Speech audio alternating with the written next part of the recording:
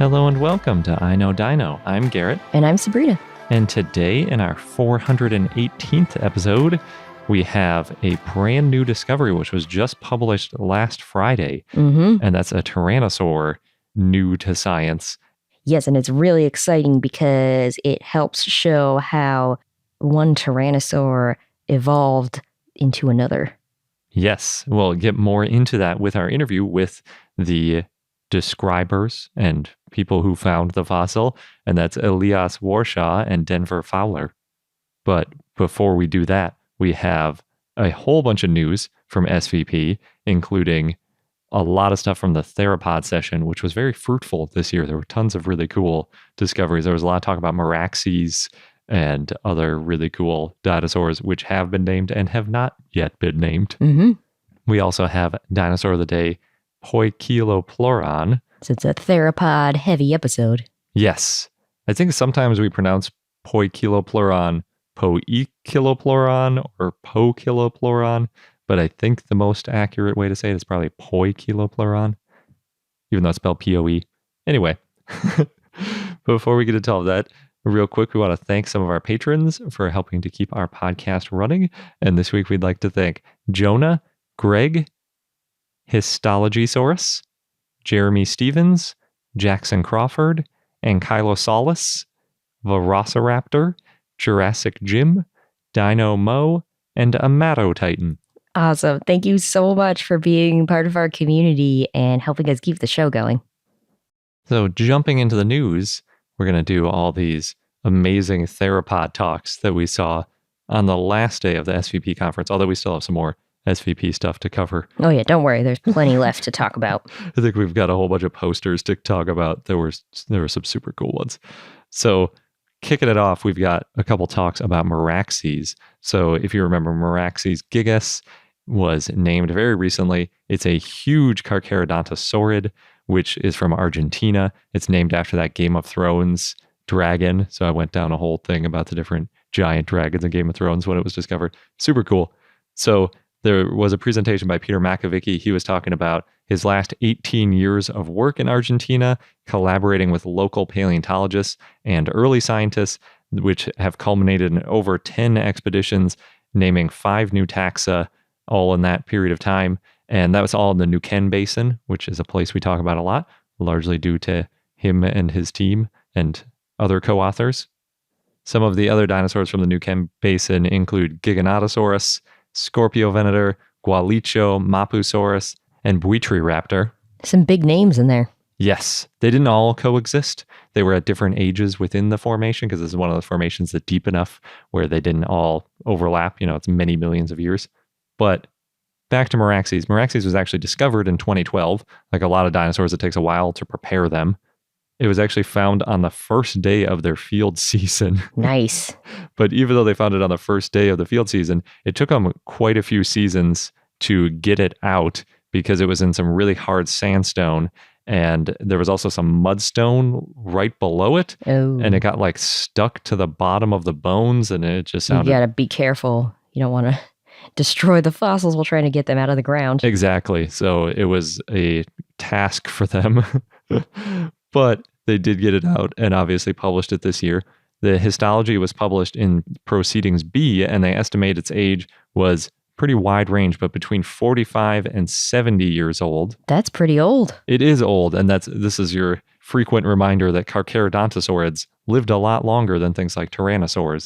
Because like the oldest tyrannosaurs we know are like 30 years. Right. Carcharodontosaurs we think got to about twice that age with some regularity. Well, we don't know the exact maximum age of Tyrannosaurus either. No, but based on the same sort of evidence we have, it seems like the Carcharodontosaurs lived a lot longer. What was their secret? I don't know. They ate some special thing. It's probably just genetics. But fortunately with Meraxes, we have very complete hind limbs and forelimbs, which is super rare for a Carcharodontosaur or really any large theropod. It had very short forelimbs, and they tested a comparison to head size. Basically, if you look at things like Abelisaurids and Tyrannosaurs, and even a little bit with Alvarezsaurs, they all shrink their arms relative to their femur length. As we know, you just look at it and you're immediately like, that thing has tiny arms. Yep. But if you're going to quantify it, usually what you do is you compare the arm to the leg length. And what they found is that the early diverging members of those groups had similar arm lengths, but over time, the arms changed differently for each section of the limb. So basically, they all shrunk their arms, but they shrunk in different ways. And they did find that as head size increased based on a specific bone that they picked, the interquadrate width, because there was some weird small heads in some of them, and that was a bone that worked pretty well for head size. They found that the arm lengths shorten. They drew a scatter plot of all of the, head size to forearm length, and they drew this trend line down. But when I looked at the data, it was not particularly convincing. The error bars must have been really huge because it almost looked like, just a random scatter. And I think you could have drawn a slope with a weak positive, weak negative, or zero slope for correlation. They picked weak negative, which I think was the closest to the data, but it's not very consistent. And yeah, there were a lot of talks about forearm length in tyrannosaurs and other large theropods. And like you were talking about the other day, basically it was like one group of tyrannosaurs that did it, and they did it really early before their heads even got big. So yeah, I guess it's still up for debate how much the big heads made the arms small. But that's just one of many things that came out of this Meraxes and will come out of this Meraxes discovery, because it filled in such good gaps of having those hind limbs and forelimbs of a really large theropod. There was another talk about Meraxes. This one was by Damiano Palombi. And this one focused on the feet of Meraxes and Carcharodontosaurids. So the question is, how did large theropods bear their weight on their 2 feet? Which I think usually those kinds of questions we talk about with sauropods on their 4 feet. But yeah, that is true. When you think about dinosaurs dealing with a lot of weight, you don't usually think about the large carnivores, but these things weighed like 6 to 10 tons. So it's not trivial. And if they're teetering all that on just 2 feet, that's a lot of mass on an individual foot. Oh, yes. And being recently pregnant and having gained a bunch of weight. As a bipedal animal. As a bipedal, yeah. It's a different experience being a little bit on the heavier side. And I was nowhere near as heavy as these Carcharodontosaurids. That's true. Yeah, we in the past talked a little bit about how tyrannosaurs do it because they're arctometatarsalien, which basically means their foot bones sort of smashed together and sort of in so doing became stronger as like a sort of unit with not a lot of breathing room and not a lot of movement between the bones. But Carcharodontosaurids, were they a different story? Yeah. Well, Meraxes helps fill in the story a little bit because there's a complete and articulated left foot. Yeah, that's amazing. Yes. And they were looking at it and found that it had a proportionally shorter and more robust foot compared to related but similar dinosaurs like Allosaurus, Signraptor, Concavenator. They said the proportions are strongly linked to the limits, quote, imposed by the size in the trends toward cursorality, or also graviportal. And cursorality means, able to run. So in other words, its foot was getting stockier as it went from cursorial to graviportal, yes, or fast running little thing to big, heavy, lumbering monster. I don't know about lumbering, because then we go back to how we used to see dinosaurs. Yeah, but I mean, a graviportal is pretty lumbery. Yeah. The foot, yeah, it's pretty robust. There are also these rough patches that they said were referable to ligaments between the toes. Yeah, that's really cool. They seem to be more connected to each other in that way. I think they also talked about a bunch of muscle insertion sites for connection to the tibia, possibly. So there's all sorts of ways that this foot could have been reinforced from the leg and just, overall changing in shape to deal with all that mass. But now it's sort of like when we found that first feathered dinosaur and it filled in a whole bunch of details about other dinosaurs that were related to it, but we had never found the preservation to know about the feathers. It's sort of similar in this way because we have lots of these larger Carcharodontosaurids and we don't have articulated feet. But now that we do, we can sort of piece together a lot of these isolated toe bones from different Carcharodontosaurids and learn a little bit more about them from this new sort of Rosetta Stone of Carcharodontosaur feet. We've opened the floodgates. They also had a picture of the logo that had Dracarys written on it in their thank you slide. And I was trying to figure it out. I Googled it. I couldn't find a Dracarys paleontology thing. So I don't know what that was. Maybe that's just what they named the field expedition where they found Meraxes or something. Maybe. But somebody there is really into Game of Thrones, and that's how it became Meraxes. Yeah. That much is clear. A lot of people are into Game of Thrones. Yeah. So now that we've been talking about Meraxes and Carcharodontosaurs, we got to switch back to Tyrannosaurs because... What's a theropod session without Tyrannosaurus? It's always a major feature of these sessions. But we had Thomas Carr, one of the most knowledgeable people about Tyrannosaurs, and also one of the most outspoken people against the use of private collections in scientific studies because they're not in a museum, so the data can't necessarily be replicated and the experiments can't be replicated. So what he was talking about in this case was the paper by Gregory Paul about splitting T-Rex into T-Rex, T. imperator, and T. regina. And I think we might have already covered his thoughts on this, but if we haven't, he's not a fan of it. This is the quick summary. Right. There was a paper that came out over summer that addressed this, and he was on that paper. Yes, among many, many other co-authors, also a lot of Tyrannosaur experts. So they all looked at the statistical tests and comparisons and diagnoses, as well as the results that original paper came to see if they could find, whether or not all three of them were valid, if two of them might be valid, but the other one isn't, or just how the statistics played out. So they basically took another approach to the analysis. And I think the way he put it was he didn't like including Tyrannosaurs in private collections, but his hands were tied because I think there was an early analysis that he did that left out the private collection Tyrannosaurs. Mm-hmm. But then there was criticism of that where it's well, you're not really redoing the science of the earlier paper because you're leaving out a bunch of specimens. So he included them in this analysis. And the first test was the gracile versus robust morphologies.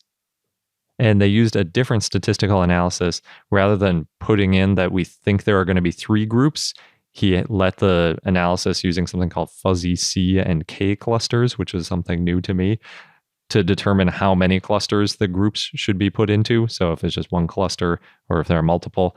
And it ended up finding that there were two clusters, but not three. So it didn't support the full number of Tyrannosaur splitting.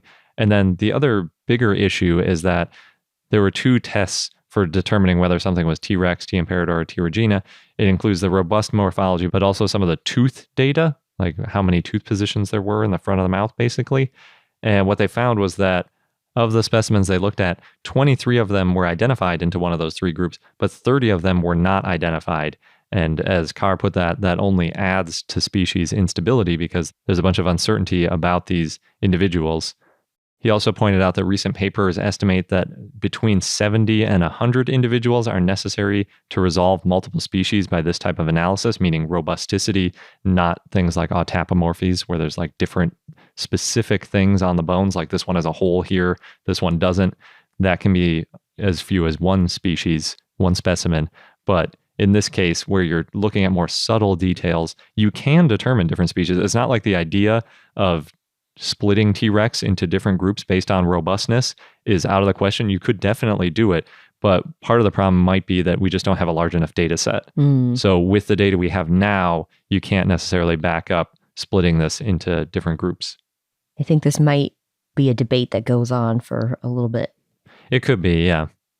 They also pointed out that with the teeth reducing, we don't know the exact sequence of teeth losing and if there's a bunch of plasticity between it. So when you see some teeth missing from the very front of the jaw, we don't know if that's just individual variation or where it is in the progression of tooth loss and all that kind of stuff. Mm-hmm. And even though the data showed that there were two groups for the robustness, it only found one group for the dentary thing. There wasn't a statistical difference between the different groups. So there was one optimum cluster in their statistical terminology. So in summary, the way he put it was, quote, "There is currently no evidence to split Tyrannosaurus rex into three species," end quote.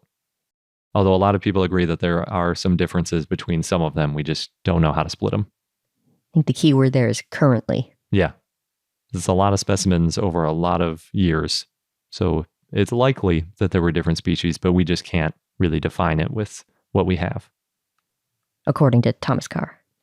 Well, and I think most T-Rex experts, because because the co-authors, that's all in the paper, yeah. Yes. And while we're on the T-Rex trade, we might as well talk about the other huge debate in Tyrannosaurs, which is Nanotyrannus. So oh, yeah. There was a presentation by Brenna Hart-Farrar talking about Jane and Petey, often sort of referred to as Nanotyrannus, depending on who you're asking. This isn't the holotype Nanotyrannus, so other people would say, it's not Nanotyrannus by definition, but whatever. That aside, new information about Jane and Petey.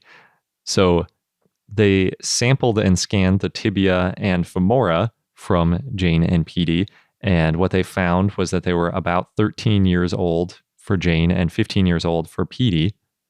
Because tyrannosaurs take about 20 years to reach maturity, that would mean that Jane and Petey are juveniles. Which we've talked about them before and being juveniles. Yes. But what they wanted to do in this paper was sort of expand on that by comparing them to ratites and sort of trying to figure out just exactly where they were in their growth trajectory by looking at really specific details of the bone rather than just looking at the lag count and saying how old they were.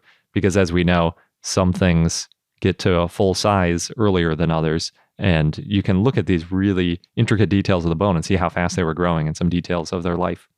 So what they found was that ratites have a similar bone deposition rate of about 80 micrometers per day, which I think is sort of in the range of like human hair size. So basically their bones are growing at like one human hair per day, which isn't insignificant. That's a pretty fast growth. I feel like humans don't do that, especially for years and years. But even though they grow at 80 micrometers per day on average, they do have some variability in that, obviously, because that's when you get the lags when things are slowing down. There's also growth plasticity in both ratites and tyrannosaurs, again, causing lags, but also changing the type of bone that you see in addition to just the slow growth marks. And to sort of expand on that, they have the 2D histology where you can count the lags, but they also did 3D histology, which is a really cool thing that I've never seen before, and I think it is a pretty new technique. So the 2D results show Petey's tibia looks similar to about a 4.5-month-old emu. And I think emu take on the order of a year or two to grow to full adult size. And in the 3D scan, they could see a lot of vasculature, which also shows that it was a rapidly growing teenager. They can also see resorption cavities that seem to be concentrated around possible medullary bone, which is pretty cool. It's another way maybe we'll be able to see medullary bone in the future by doing something like this 3D comparison of modern birds to dinosaurs. And again, medullary bone is this thing that birds have, which help them lay eggs. Mm-hmm. So things with medullary bone are assumed to be female. Yeah. It's one of the few ways we could tell if a dinosaur is male or female. Yeah. Although there's always a debate on whether or not something actually is medullary bone or if it's something else. Yes. So in other words, they think that Petey was near the end of a reproductive cycle based on this medullary bone. And that would also mean that Petey is a female. Mm-hmm.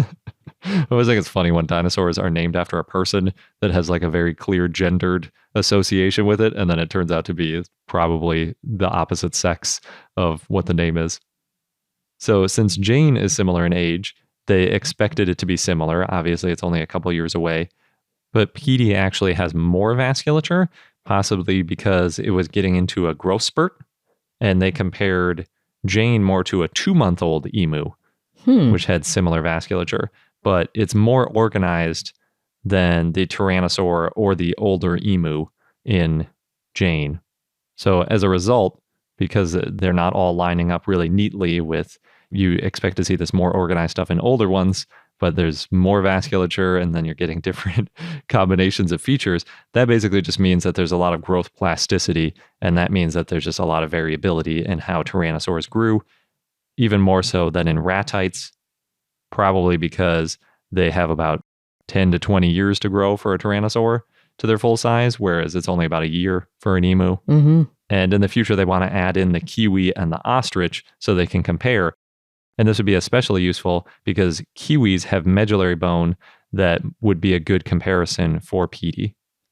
They also answered a question in the Q&A indicating that they scanned the entire bone, or at least they could, and you see the same number of lags in 2D and 3D. Oh, that's good. And that makes me wonder, well, in the future, are we going to not even need to slice open these bones to do histology? Because if you can count the lags by throwing it in a CT scanner and you get all this extra information about the vasculature and everything. Yeah. Then you can learn more because certain fossils are like, nope, we're not doing histology on that because it's too rare. Exactly. Or it would be too difficult because it's like partly in a slab or something. So, yeah, I thought that was pretty hopeful for the future. Yeah. The cool thing about these theropod talks is that you get things like therizinosaurs, which are very different from the other theropods we tend to talk about. Yes, we love therizinosaurs. Yes, mainly because all of their relatives are known for their meat-eating habits, and these ones ate plants. Despite having larger claws than all of their relatives. Yeah. So David Smith gave a talk, and this was about the therizinosaur Northronicus. Maybe the best known, at least from their fossils, or one of the best known. Yeah. From like a nice complete therizinosaur fossil. And because you can get a lot of information studying and comparing the fossils of dinosaurs to modern birds, just like Garrett, you were saying with the ostrich and the kiwi, well, for future studies, but also the emu. For the medullary bone and everything. Yeah. In this case, they compared it to a quail.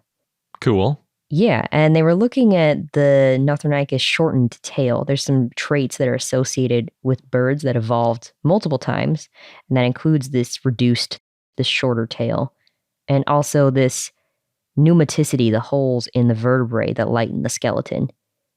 They found that Northronicus was not cursorial, there's that word again, so it wasn't really a runner, but its femur moved through about a 7-degree arc while it was walking. That's a function of speed. Yeah, that's not a lot of movement. Yeah. What's interesting is based on that, they think that there's a lot of trackways that are attributed to Northronicus, these dinosaur footprints that might have been something else because they have this much narrower gauge compared to what Northronicus would have had. Yeah. And I think it also has to do with the stance, like how far apart its feet were compared to what we think now. Exactly. So just another example of you find a new piece of information and then that sheds light on a whole bunch of other things. And then you got to kind of rethink what that means. Yeah, for sure. And to the point you were making about the tail being similar to a quail in some ways, I think that had to do with they saw how Northronicus maybe had knee-propelled locomotion rather than hip-propelled locomotion in something like Falcarius, which is a similar therizinosaur. And part of the way they figured that out was using something called Wolff's Law, which I don't think I'd seen before. Wolff's Law, I guess, is that stress increases osteoblast activity. So in other words, if there's a part of the bone that's under a lot of stress, you can actually see it in a fossil because there'll be more osteocytes in that spot. And they found a lot of this activity basically in the spots on the bones where you'd expect to see it if it had big leg muscles that were lifting the knee rather than something more like using the tail to help or the hips to swing the legs. It's pretty interesting. And it's always surprising that even within a family like therizinosaurs, there can be a big difference. Yeah. Like how they walked on a musculoskeletal level. Exactly. It's a good reminder of how long they were around and how diverse the dinosaurs were. So now we got some more tyrannosaur talks because it's what you do. It happens. So this one was Jordan Mallon presentation, and I would describe it as fun with normal distributions. All right. Also known as bell curves. So basically, the point of this talk was that when people are estimating or arguing about which dinosaur is bigger than another dinosaur, it's a very difficult thing to do, not just because we have only one individual of many species, but also because we're unlikely to find the largest individual in the fossil record or really just any sort of consistency between groups because there's a lot of variability within individuals of a lot of species. So they use some similar animals like reptiles to figure out growth curves of different animals and then use that as a basis for comparing T-Rex size and how big they would have been at different ages and population overall. In order to study it, they had to use computer analyses in order to figure this out. And so they used the lower population size of that study we talked about a while back, where they said there were roughly between 140 million and 2.5 billion tyrannosaurs that ever lived. Mm-hmm. So they used 140 million just because the computer could handle it. Yep. And first of all, they tried it two different ways, with and without sexual dimorphism of something like an alligator, because you get one larger group and one smaller group. And what they found is that the best fit growth model was more consistent with no sexual dimorphism. So there isn't a strong difference between different groups of tyrannosaurs in terms of like there's a large group and a small group. But that wasn't really the point of this anyway, because they were looking farther down the curve. What they said was that they estimate we've probably got a tyrannosaur near the 99th percentile for how large T-Rex got. And I think that's probably because we have about 100 tyrannosaurs. Mm-hmm. So if you have 100 of them, one of them's probably in the 99th percentile. And that basically means that it was around 2.5 standard deviations, if you're into that kind of thing. However, if there was strong sexual dimorphism, like in the alligator, we should be finding some individuals that were around 12,000 kilograms, which doesn't seem to be the case. So again, probably doesn't have this strong dimorphism. But even with having regular distribution without the dimorphism, if the largest T-Rex we have is about 8,800 kilograms and it's at that 2.5 standard deviation size, the biggest individual possible might be about 15,000 kilograms, which is basically like if you take the end of that bell curve, which only contains one out of every somewhere in the 140 million to 2.5 billion individuals, which is roughly 6 sigma. And so, yeah, it's like 1 in a billion size. Yep. Would be about 15,000 kilograms, 15 tons. They're saying, and if it is that big, its femur would be similar to a sauropod's. And in terms of like, what does that mean? Could Tyrannosaurus have taken out sauropods? Like some of these really huge ones? Yeah. Like how we see orcas sometimes take out blue whales, which I didn't realize that was happening. That is crazy. Yeah. Yeah. So it is possible that at least very few of the very largest tyrannosaurs could have hunted a sauropod. But I think in general, it's sort of just a fun little thing to look at, like how big could a T-Rex have gotten? They did mention, it's best not to generalize about a species body size based on just a few individuals. Yeah, but you kind of have to. Yeah. Because we only have a few individuals of most species. Yeah. They did say the largest T-Rex were probably 30 to 70% more massive than the current largest known individual, which is Scotty. Yeah, so that's that 15,000 kilogram mark. Mm-hmm. And that is one of those things where it's like, even though if we have the 99th percentile for largest, if you think about like human height, the 99th percentile for a man's height might be like 6'1" or 6'2" or something. But that last 1% goes all the way up to like 7'8" or something. Mm-hmm. There can be a whole lot out there in those fringes in terms of size. So yeah, that was probably the case with dinosaurs too. And we probably won't ever know exactly how big they got. But the more dinosaurs we find, the better we can fill in these sort of standard deviations and get estimates about the extremes. Mm-hmm. A close relative of Tyrannosaurus is Tarbosaurus. So there was a talk about Tarbosaurus. This is by Justina Slowiak-Morkovina. And for this study, there were a few parts to it because, first of all, the Tarbosaurus fossils were moved around a lot. Yeah, so basically they found these Tarbosaurus fossils about 50, 60 years ago. It was all in the Polish-Mongolian exhibitions in the 60s and 70s, which I presume might be some of the expeditions that Steve Brusati was talking about. Oh, yeah, could be. A couple of weeks ago. But during those expeditions, they brought a lot of specimens back to Poland, a lot of Tarbosaurus included in that. And they think they have about 20 individuals, which is crazy when you think about how much interest there is in tyrannosaurs, that they might have 20 individuals of Tarbosaurus. Yeah. It's a huge number. You can learn a lot. Yes. But unfortunately, they don't have a natural history museum in Poland. So the bones have been stored in lots of different places and they've been moved around to all these different places over time and they've gotten pretty disorganized. So their first step was identifying them. And then after they identified them, they often had to repair them because many of them broke over these years. So they had to be glued back together basically. Mm-hmm. And then they could be surface scanned and modeled and reconstructed and really start the work of studying them. Yes. So that was part one. And then what the talk was mainly about, I think the title sums it up nicely, is bite marks on the heads, traumas on the legs. So pathologies. Yeah. They looked at the scars on the heads. There were some teeth problems. There were these bony overgrowths in the ribs, which they thought that meant there was a fracture, but CT scans showed they were not fractures. In the feet, there were also some overgrowths and some bony lumps, which is common in larger tyrannosaurs. They think the bony lumps were likely some kind of response to high stress. Yes, again, the bipedal heavy dinosaurs trying to walk around. Mm-hmm. One of the individuals, going back to the teeth, there was an inflammation of the gums, which they think might be periodontitis. Yeah, that's a thing where there's missing bone in the jaw, and that can happen basically in humans. We get that sometimes if we don't take good care of our teeth. Mm-hmm. There was also a skeleton with osteosarcoma. There was no signs of fracture and no pockmarking, so they know it wasn't osteomyelitis. And there was a lesion that showed that it wasn't osteochondroma, but they do want to do some more CT scans and histology just to confirm that it is osteosarcoma. In other words, like bone cancer. Mm-hmm.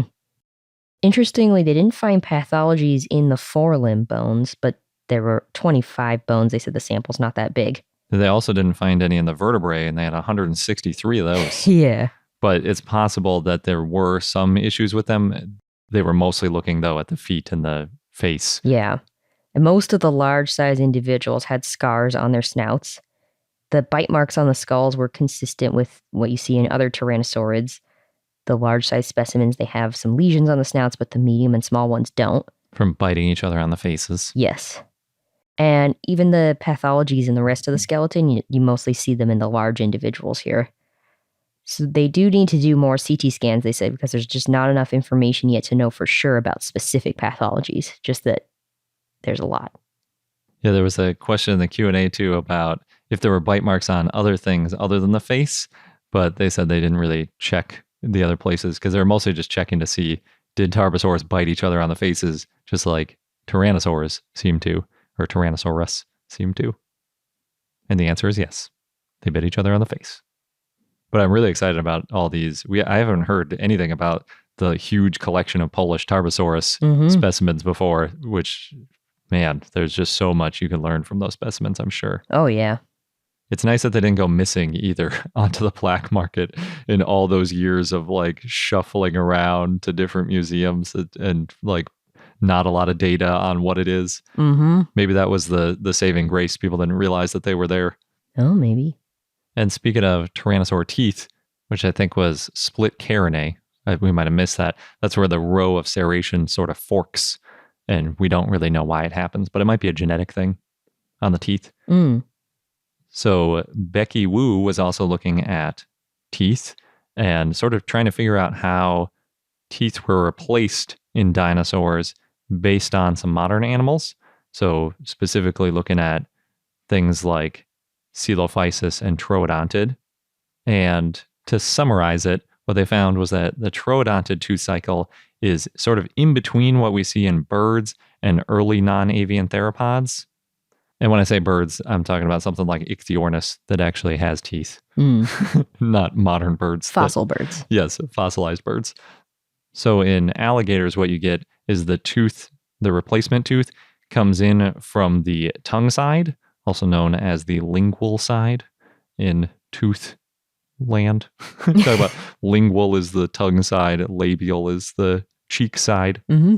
Whereas on Ichthyornis, even though it also comes in from the tongue side, it sort of comes in more from the actual side rather than near the root. And it also leaves the root near the cheek, like if you imagine there's a root near the cheek and a root near the tongue, the one by the cheek stays there for a really long time. And it seems like the dinosaur root also sticks around for a really long time. So it's sort of an interesting trait that they have in common. And that obviously leads to the question, why does it have that root sticking around for such a long time? And their best guess is that it might have to do with the amount of force that the tooth needs to handle. So in other words, it can handle a stronger bite force while it's being replaced, the tooth can. Whereas if you think about, like our tooth, for example, there's that point where it can no longer really hold up to much force and you bite into something and the tooth pops right out, but you don't really have the replacement tooth all that ready yet. Right. It takes a little while for it to like fully replace it. In this case, maybe they had a little bit more replacement tooth available by the time the other tooth is falling out, which is pretty neat. It is. And probably important if you're replacing your teeth constantly. Yeah, definitely. And in just a moment, we'll get on to our interview where we learn all about a brand new tyrannosaur. But first, we're going to pause for a quick sponsor break. And now we're going to go on to our interview with Elias and Denver. But as always, we talked a lot about all sorts of different paleontological neatness. So if you want to hear that stuff, make sure to check out the extended version in your premium content feed if you're a patron. We are joined this week by Elias Warshaw, a research associate at Badlands Dinosaur Museum and a student at Montana State University, and Denver Fowler, who's the curator at the Badlands Dinosaur Museum. And we're talking to them today because they have a really cool new tyrannosaur discovery. Thank you both so much for joining us. Yeah, thanks for having us on. We're really excited to talk about it. Yeah, thanks very much. Awesome. Could you tell us a little bit about the specimen? How was it found? What's been found? So the specimen was found, the site was found in 2017. One of my field crew called Jack Wilson, who's found all sorts of things for our crews over the years. We were prospecting in an area in northern Montana, and we'd actually had a really good time there for tyrannosaurs. This is one of 4 tyrannosaurs that we've collected, partial skeletons of tyrannosaurs that we've collected in that area. And you've probably seen a little bit of coverage about the one that we had helicoptered. I had found that one, and Jack, being competitive, really wanted to find one for himself. So he was off wandering, prospecting, looking for more, and he found another 2 that were quite close to the one that I found. But this was on the other side of the coulee, and we saw this great big cliff, and there were some bits of bone scattered around the bottom of the cliff that was part of a dorsal vertebra. And then sticking out of the cliff was this little bit of bone, and it had a very flat surface on it. And Jack said, well, I know what that is. It's like, yeah, it's the premaxilla of a tyrannosaur. You can see it very clearly. So we dug in for that little bone, and we found a beautiful premax. And we had a little look around the site, and there were some more bits of bone sticking out the same layer. But at the time, in 2017, we'd only just found all of the sites. It was our first year in that area. So we thought, well, we're going to get these tyrannosaurs out one by one. And we started off with the articulated one that we helicoptered out last year. Mm-hmm. And then 2020 and 2021, and then a little bit of this year, we excavated at what Jack called the Jack's B2. It was named B2 after B-Rex, the famous Museum of the Rockies tyrannosaur. Mm-hmm. And it was called that because it had a huge cliff above it. The excavations we did to get this thing out, we dug away about 25 feet or more of solid rock to get down to the bone layer. A lot of work involved. So that's why I didn't prioritize this one. It looked like it would be nice, possibly, but it was so much work. I wanted to do the articulated one. Mm-hmm. So we got that. Those years, I think 2021 and 2022, Elias was on the crew and did an enormous amount of the overburden with jackhammers, etc. And so he didn't get to see any bone at the site, I don't think, because he was doing overburden most of the time. So I invited him he was talking about tyrannosaurs and evidently was really clued up rather more than I am about them. So I invited him to work on describing the specimen. Nice. So was all 25 feet of that overburden removed just with jackhammers?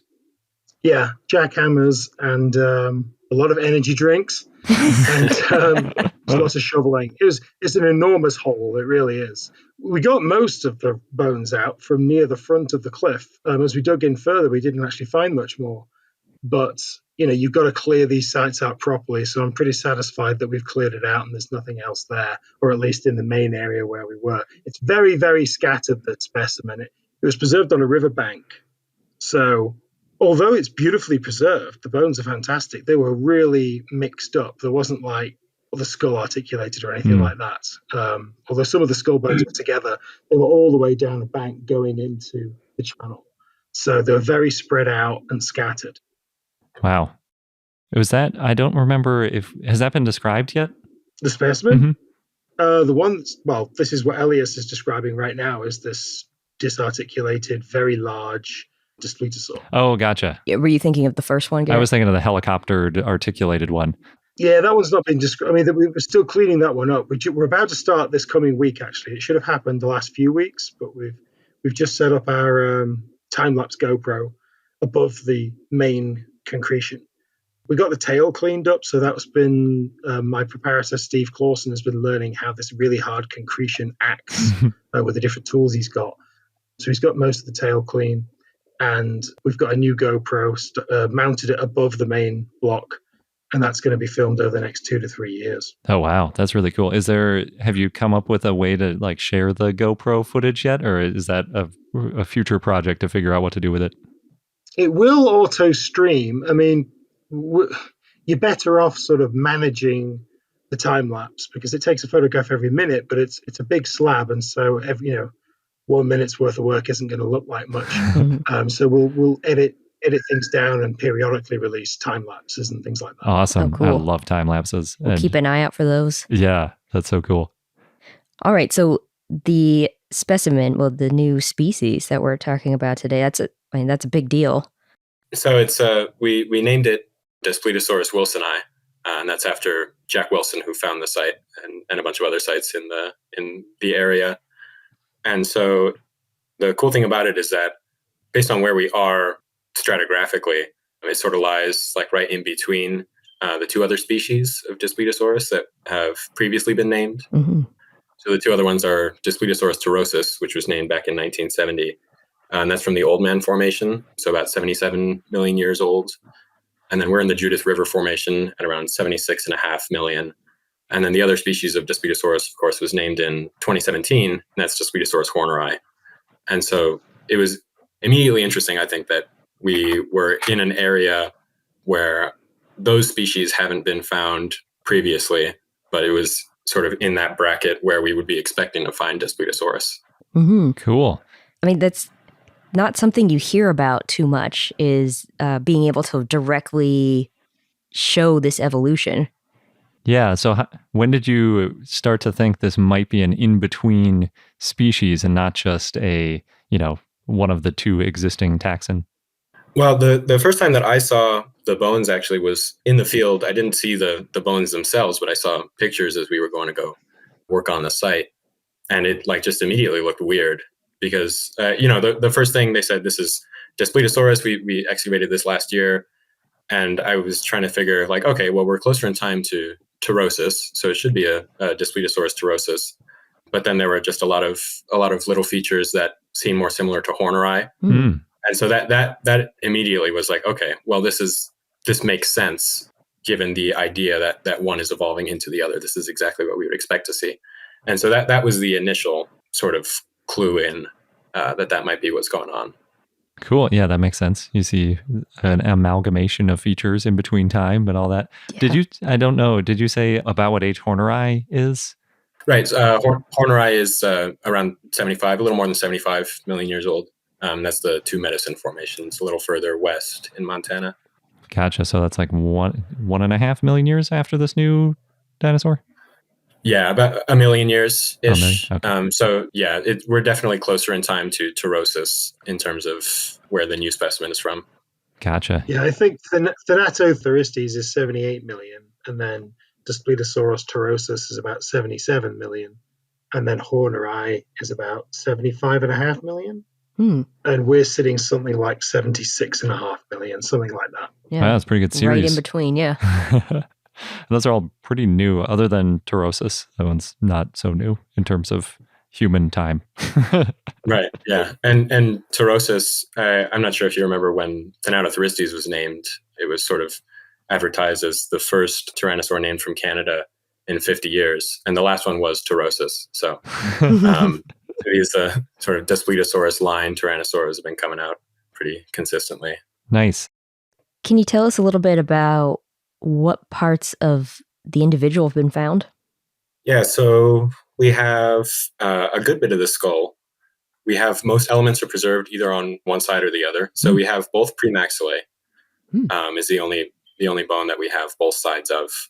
And then a left maxilla, a right jugal, a left lacrimal, a left postorbital, left squamosal, right quadrate jugal, right quadrate, a right dennary, and a right splenial. So lots of sort of scattered across different bits of the skull, but it was lucky that a lot of those bones, like especially the lacrimal and the postorbital, are very diagnostic. So the bits that were preserved, it was very fortunate what we got. So it's easy to tell this is a new species.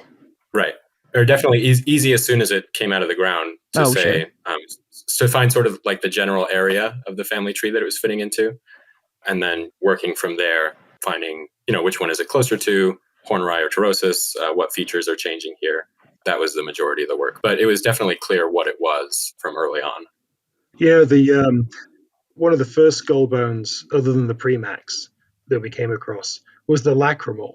But it had been exposed, so we were seeing this bone smeared across the surface of this sandstone. It was all powder.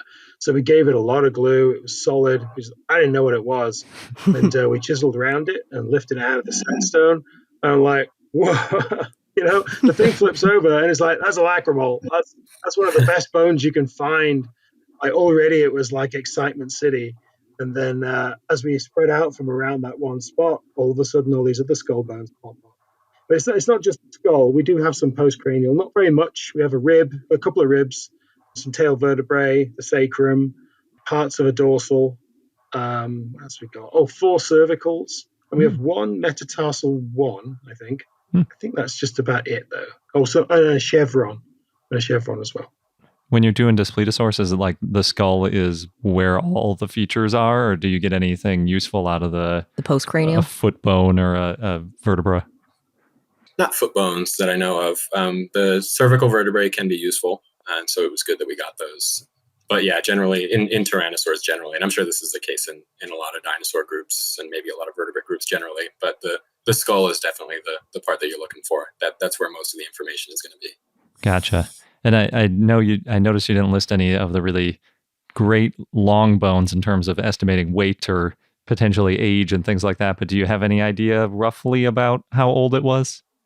Yeah, it seems like it should be pretty old. So we haven't done any histology on it. We do have a rib head that potentially can be cut into in terms of finding like a lag count and actual chronological age for the specimen.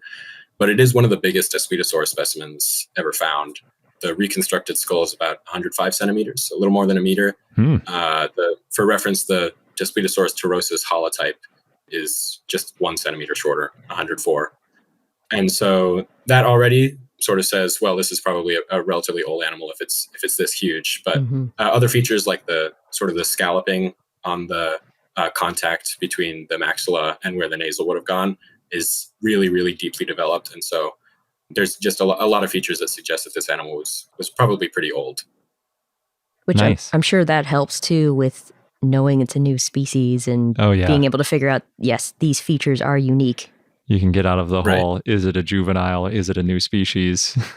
Rigmarole. Right. Yeah, I'm looking at the images now, and especially the images that show the teeth. That's so detailed. It's really cool to look at. Oh yeah, were the teeth mostly found in the maxilla, or did they have to get like glued back in after the fact? They were all found like that. Yeah, we haven't inserted any teeth. There is one premax tooth in a premaxilla, and there's another premax tooth that was loose, and then there's another single tooth that doesn't have a root that was found near the maxilla. But otherwise, the bones in the figures are as found. Basically. Wow. Yeah, because there's just and the dentary too. It's just full of. It's got like almost a dozen teeth there. That's amazing. Yeah, it's really gorgeous. Especially, I like the sort of banding on the teeth. The colors are just beautiful. Yeah, it's kind of like black and brown alternating. A little bit of orange in there. Yeah, it's really pretty. So I know you said the premax was what was sticking out of the cliff, sort of like the tip of the jaw. Was that pretty okay shape, or was it like Some erosion? Worn? Yeah. You can actually see in the figure of the premaxillae, the bit that was exposed and sun bleached. That's in the left premaxilla, that nasal process there. You can see it's much lighter than the rest of the bone. Oh yes. Yeah, we glued part of the nasal process back on. It had broken off and fallen down about 10 feet. This thing was like, it wasn't like it was just above eye level to get it out of the cliff. So we rooted about, we made sure that we checked underneath where that premax was coming out, to make sure we could find the pieces. We actually managed to find 2 loose pieces that glued all on nicely. So it's actually a really good shape. The bone is very robust and very strong and well preserved. And most of the skull bones were in a really soft sandstone that disaggregates really easily with water. Oh, so wonderful. The surfaces are really pristine. You can see beautiful details of blood vessels and nerves and stuff like that, which will maybe be something that people are interested in looking at in the future. Oh, yeah. Yeah, for sure. Because wasn't it a Daspletosaurus that they used that made all those clickbaity headlines like the Tyrannosaurus facial... was a sensitive lover or whatever they were saying, with like they're rubbing their faces on each other? Yeah, that was the description of Daspletosaurus horneri. Yes. So Daspletosaurus, specifically among tyrannosaurs, has a very textured maxilla and dentary, just sort of the entire front of the face. You can really see lots of grooves for nerves and blood vessels and things like that. So that's where that idea comes from. Yeah, I love that. I love anything that makes the predatory dinosaurs feel a little bit more like parents, or like more than just like a killing machine, which is how most people think of these dinosaurs. Yeah, for sure. The maxilla also has an abscessed tooth at one of the posterior teeth. When I was prepping it, I cleaned most of the max, I think, the dentary. It wasn't clear because it's very, very similar to the sandstone that it's in. I was sort of brushing around it and it was a bit harder, but sometimes you get little concretions inside those tooth sockets. So I was cleaning it away and then a little piece of it broke off. I was able to glue it back. But it's very clearly bone. I looked at it under the microscope. So it has one of the tooth sockets is full of this kind of fibrous pathological bone. So it had a tooth abscess in one of its upper jaws. Ooh. It does have a number of other pathologies as well, which I'm sure Elias could tell you about. Oh, yes, please do. Yeah, sure. Just lots of random little things scattered across the skull. Like on the dentary, towards the back of the dentary, there are a couple of these shallow beveled grooves that compare well with what has in other papers been proposed to be, craniofacial biting marks from other tyrannosaurs. And then in the premaxilla as well, there's a small indentation in one of them that could be pathological. It's very odd looking. We're not really sure what it is. But yeah, lots of little things like that scattered across the skull. Yeah, there seemed to be a lot of face biting happening with tyrannosaurs. Right.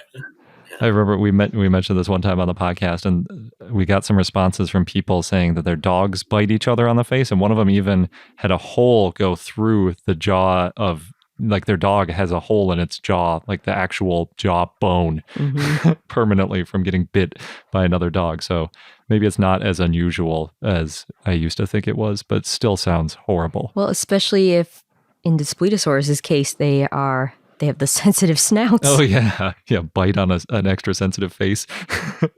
Right. Yeah, and so our specimen definitely doesn't have it as bad as some other ones, but, it was part of that facial biting club, for sure. If it's bad enough to leave a mark on the bone, that's right. A serious bite. Yeah, and, who knows how many scars were left just in the overlying skin. Oh, yeah. Yeah. So do you have plans to go back to this site and see if there's any more specimens for this species?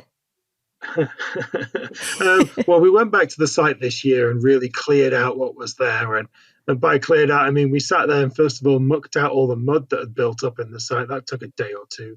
And then we spent another week or two just digging through that bone layer again, just making sure it's clear. So if I never go back to the site ever again, I'll be very happy.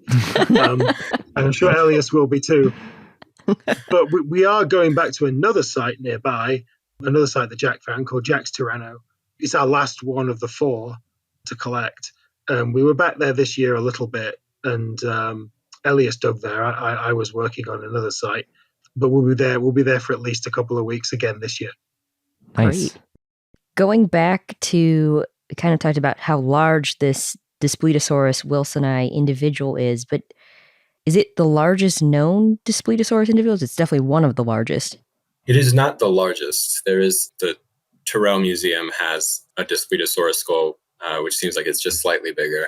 That's the one that they have on display as their exploded Daspletosaurus mount. Mm-hmm. And that one is just about the same size. I think it's reported previously as 106 centimeters. So it just sort of just barely beats us out. Yeah, that's very close. Right. That one is the largest Daspletosaurus that I'm aware of. Cool. Nice. Well, it's good when they're all similar in size, because then you can be pretty confident that they were probably roughly the same age and then make some good comparisons. Right. Yeah. It definitely helped comparing things like the sizes of different horns to not have to, scale everything and to compare them sort of just on a first glance. You could really line them up and see what was going on. Nice. Yeah. So any future plans for this specimen? Yeah, that rib head is, people don't often do histology on ribs because in the past people have done them on the main part of the rib, which doesn't give you the full growth record. Mm-hmm. But theropod researchers have been using rib heads where it doesn't remodel as much. So we've got, I think, at least one rib head. It just got cleaned up the other day and it looks really nice. And so my wife, Dr. Liz Friedman Fowler, she's setting up her histology lab here at the university. So she'll actually be able to do the histology on that. And Elias will be able to describe all of the vertebrae. The sacrum is nearly done, and the postcranial description stuff. So that should be pretty good. That'd be a nice follow-up to get an age on this thing, if the rib gives us that data. Yeah. Awesome. So the rib head, I assume, is the part that connects to the vertebra? Yes. So if you do the main body of the rib, obviously as the animal gets bigger, the rib has to get bigger too. And because it's so very curved, it completely changes shape. So in the past, there's been a number of studies where they've looked at that central part of the rib, and it doesn't record the lags properly. So that's not reliable data. But the head of the rib that actually articulates to the vertebra, it doesn't change shape as much. So it records more of the growth record. It's still not done very much, simply because the leg bones are more reliable, we think. But sauropod workers don't have a lot of choice because their leg bones remodel so much, they lose all their legs very rapidly. So I think Martin Sander and his crew, I think it was them, developed this technique where you cut through the rib head. So we'll do that. People aren't too worried if you cut through ribs. Yeah. Awesome. Is there anything else you're working on, Denver, that is exciting and upcoming you want to share? Well, we have our field report coming up on the 1st of December, and we have a number of things I'm going to be debuting. They're going to get their debut. So, we got some theropod stuff, pterosaur stuff, and other things, some new bones from those specimens. So there'll be that. Awesome. I got a bunch of things going. Is that, where do you release that report? We live stream it on Facebook, and then it will be on YouTube. All the old ones are streamable. They're recorded on the city's TV channel, so they'll be streamable on YouTube. Awesome. I have to check that out. Definitely. I don't know if it's of interest. It is of interest. I think it's great interest.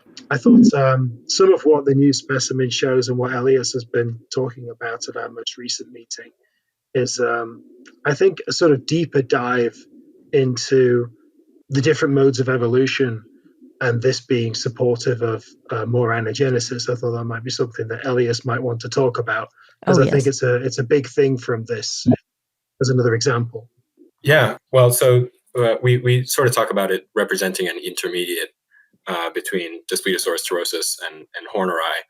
And of course, when Daspletosaurus horneri was named in 2017, it was proposed that it represented an anagenetic ancestor from Taurosis, right? And so anagenesis in that context is evolution within a lineage or evolution without branching, generally is how it's defined. And so our having an intermediate between those two fulfilled the predictions made by that model, in that, of course, if there's a lineage existing between Taurosis and Horneri, we should expect to sample, individuals belonging there. But Daspletosaurus specifically has been sort of a center of debate on evolution in dinosaurs since the 90s, back when it was originally proposed that there was anagenesis happening between Daspletosaurus and Tyrannosaurus. And so the distinction being made there, anagenesis versus cladogenesis, is the branching of a lineage. And so punctuated equilibrium is sort of one of the major evolutionary models that is in play nowadays. And under that model, the idea is that the majority of evolution happens at the point of speciation, and then species remain relatively static for the rest of their duration. And so in the 90s, when people were starting, especially the Museum of the Rockies was starting to pull up these Daspletosaurus specimens, what they noticed was that as you move up higher in section, and so as you're getting closer to present, you see continuous addition of derived character states. So these new morphologies are appearing pretty consistently as you move up through the rocks. And so there wasn't really any evidence for stasis in any of these animals. There aren't prolonged periods where you don't see any evolutionary change. And so then the question became, well, it doesn't seem like it's concentrated at a point of speciation. We also don't have any overlap between any of the Daspletosaurus species that have been named so far. And so one of the things that we're proposing here is that we really don't need to use punctuated equilibrium to explain any of the evolutionary change that we're seeing in these dinosaurs. And in fact, a lot of the things that we are observing are more consistent with anagenesis, in that there's not really any speciation happening at all that we can see, at least that we've sampled so far. Of course, we can't rule out the possibility that there are sort of peripheral branches have gone off and speciated somewhere else.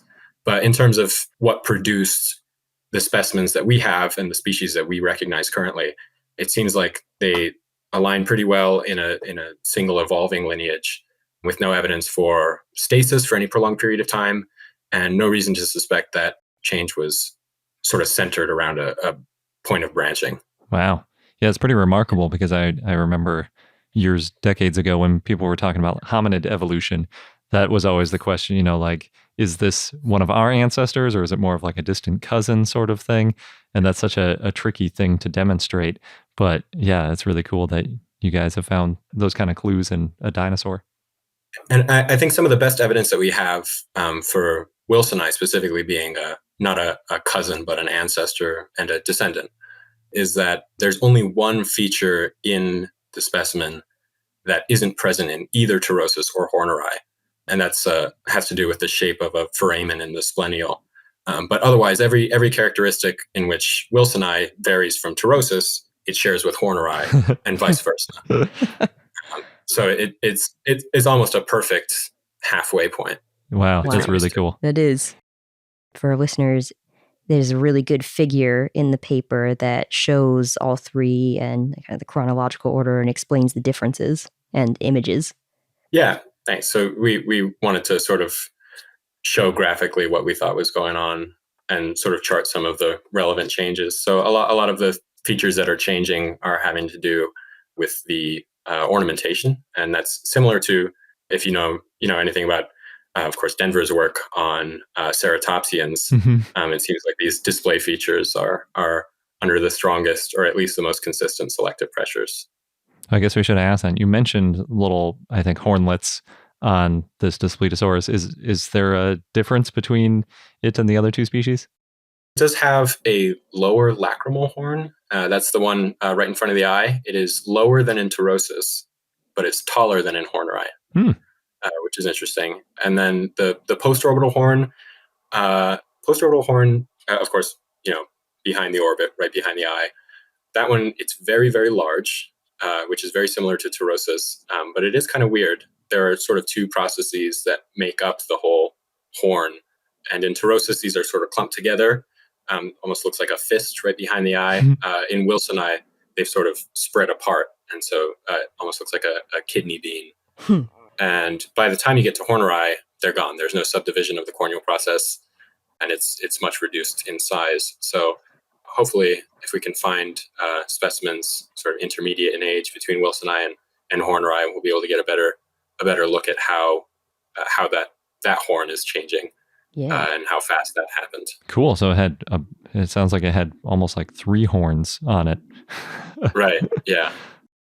One of the things I find most interesting about this is it's another example of, and I think where the debate is going to go in the next 10 to 15 years is people are going to point to this and say, well, it's just Pterosaurus or it's just Horneri, and how you can actually track changes in a population through time is going to be one of the next great challenges for our taxonomy, because what we expect to see is not every individual in the population to look the same, but for there to be basically a bell curve. There'll be the average morphology in the middle will be moving as well, will be changing through time. But if you looked at the overall distribution of characters within the population, the biggest and the smallest might be the same, but you might see the average moving between them.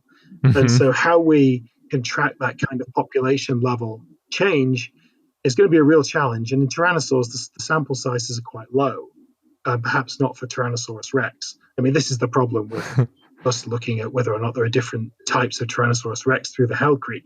You need stratigraphic data, and you need a big sample of lots of morphology. So I think this is really interesting because it's starting to feed into that, and it'll prompt this debate about how you can actually look at populational change and what you expect to see through these different modes of evolution. Yeah, for sure. Because I think when I first learned about anagenesis and I was reading about sort of the prototypical example, I think it might have been ammonites or like nautiloids or something. And they're basically showing like over time they were opening up more or something like that. And they're like, where do you draw the line between one that's, a spiral and one that's like nearly straight? Do you split it into 1 and 2 species, or do you split it into like 10 species at every little bit more open than a previous one? So yeah, that does seem like a really difficult line to meet in the splitting versus lumping of how many features make it a new species. I'm glad I don't have to decide. Good luck.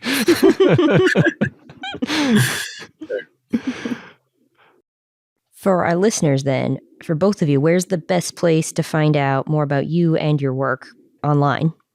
Sure. I'm on Twitter. So my handle is just first name, last name. So that's Elias Warshaw, Warshaw. Suppose I'm on Twitter and Facebook. I post Facebook and Twitter content for the museum. So there's my personal Facebook account, of course, but the museum's Facebook account, Dickinson Museum Center, and then Denver Fowler or DF9465 on Twitter. I usually post the same sorts of things to both, but not always. But that's how to find more stuff. Awesome. Well, thank you both so much for coming on and sharing this awesome new discovery with us. Yes. Yeah, thanks so much for having us. Yeah, thanks very much. Always a pleasure. Thanks again for the fantastic interview. It is amazing to hear that we might now have the sort of direct ancestor lineage of Daspletosaurus. Yeah. Plus, it's just always cool to hear about a new theropod. Yes. Especially a big one with bitey teeth. Yes. Thanks for giving us the scoop. And we'll get on to our dinosaur of the day, Poekilopleuron, in just a moment. But first, we're going to pause for one more sponsor break. And now on to our dinosaur of the day, Poekilopleuron, which was a request by Tyrant King via our Patreon and Discord. So thanks. It was a Tetanuran theropod that lived in the Middle Jurassic in what is now Normandy, France. And it looked like other theropods, with the long tail, the long legs, and the elongate skull. It's estimated to be about 30 feet or 9 meters long, and it had long forelimbs, arms, that were about 60 centimeters or 24 inches long. That doesn't sound that long. It's got 2-foot long forelimbs on a 30-foot long body. Well, they could always be shorter, right? I guess so. We've talked about that in other theropods. Poekilopleuron had 14 pairs of belly ribs, also, which we don't talk about the belly ribs too much. The type and only species is Poekilopleuron bucklandii. The genus name means varied ribs, because it's got different kinds of ribs. There were 3 types found. And the species name is in honor of William Buckland, which you might have guessed. Poekilopleuron was first named by Jacques-Amand Eudes de Longchamp in 1836, and he published more details in a monograph in 1837. The holotype unfortunately was destroyed in World War II. It was at the Musée de la Faculté des Sciences de Caen. Hopefully I pronounced that okay. That's a bummer that they got destroyed. Although they were known to science for quite a while before they got destroyed. 1836. Yes. That's one of the oldest. Well, on the bright side, there are casts of the holotype that exist. So Better than Spinosaurus. yes. And those casts are at the Natural History Museum in France, the national one, and the Yale Peabody Museum. The holotype included gastralia, the ribs, the tail vertebrae, a left forelimb, hind limb, phalanges, and chevrons. And the gastralia, phalanges, and forelimb were cast, and now those are the plastotype. Plastotype. Mm-hmm. That's like, we keep hearing about more types. I know. People just stick everything in front of type. But I guess that, presumably that must mean that there is no holotype anymore. Well, it got destroyed. So the type is a plaster replica. Yeah. Now, when it was first named, they said that there were similarities between Poekilopleuron and Megalosaurus, which makes sense. Megalosaurus came up a lot in those days. Another large theropod. Yes. Now, de Longchamp chose the species name bucklandii after William Buckland in case Poekilopleuron got synonymized with Megalosaurus later, and then it would keep the species name bucklandii because there's a Megalosaurus bucklandii. Oh, that's confusing. Yeah. Or was it clever? I don't know.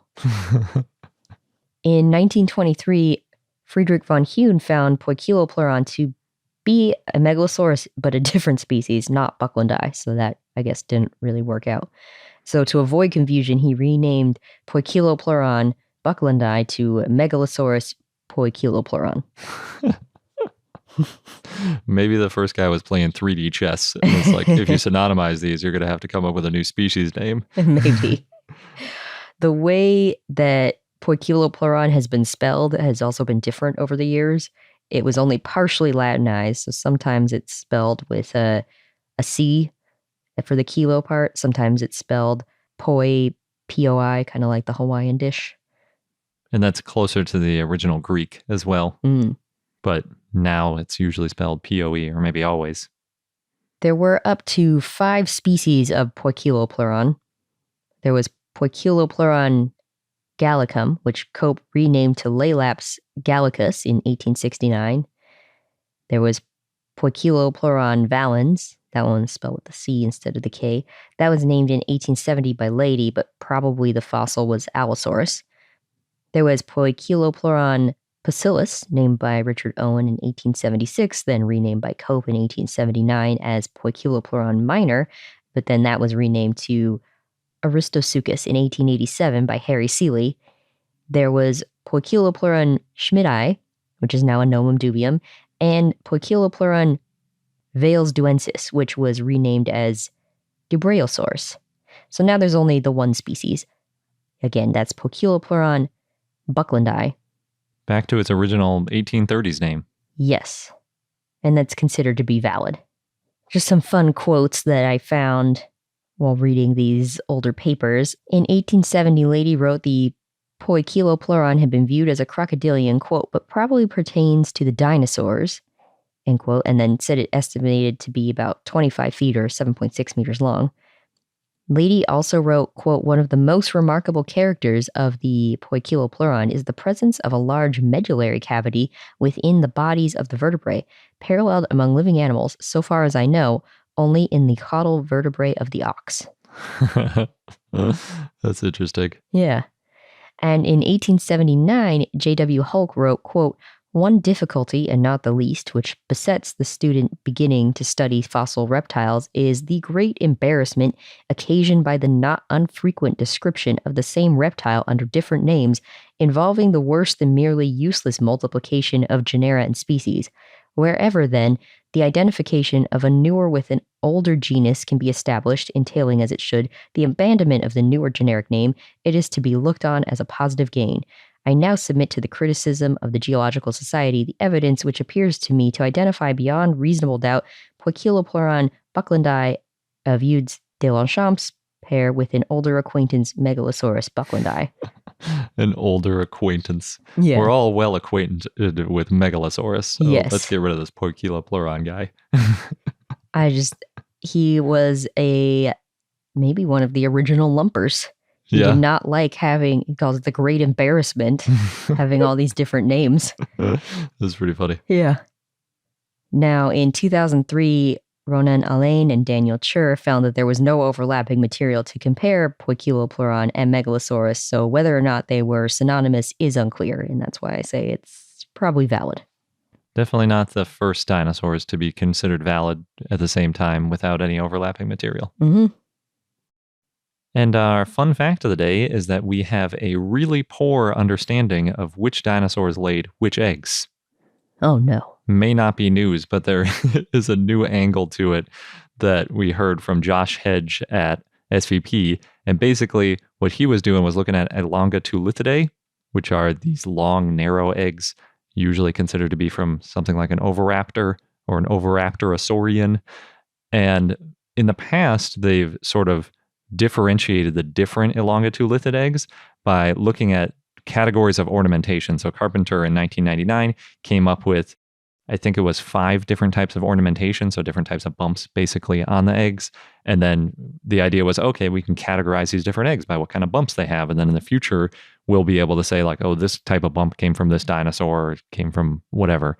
But unfortunately, what we found is that, quote, even a single egg can exhibit half of the recognized ornamentation types, end quote. So there's so much variability even on a single egg that these different types of ornamentation really need more detail than just this egg has this ornamentation type, therefore it's from this dinosaur. And what we're hoping is that it's still not completely useless, these ornamentation types. Right. And maybe we can figure out a pattern of if it has this type of ornamentation in the middle and this other one on the ends, then it came from this type of dinosaur, and sort of embracing that complexity, but quantifying it so that we have some idea of which egg came from which dinosaur. Hedge basically used some software called Molar, which is usually related to teeth, and sort of figuring out the bumps on teeth, quantifying how they differentiate, trying to do the same thing on dinosaurs. Looked at Protoceratops eggs, but they're probably from an oviraptor, and lots of other eggs. And it seems like it has the potential to help us figure out, which dinosaur eggs go with one another. But the next step is to look at pairs of eggs, because there are some dinosaurs that had 2 functioning ovaries, so they laid 2 eggs at a time. And if we can see consistently that those pairs match up pretty well together, then we might be able to refine this technique. So even though right now we have a really bad understanding of where eggs came from and sort of classifying them, that might be changing. And that wraps up this episode of I Know Dino. Thank you so much for listening. If you're not yet a part of our community on Patreon, now is a great time to join, because you get access to all of our bonus material, that's including extra talks and posters from SVP, as well as extended interviews. You can join at patreon.com/iknowdino. Thanks again, and until next time.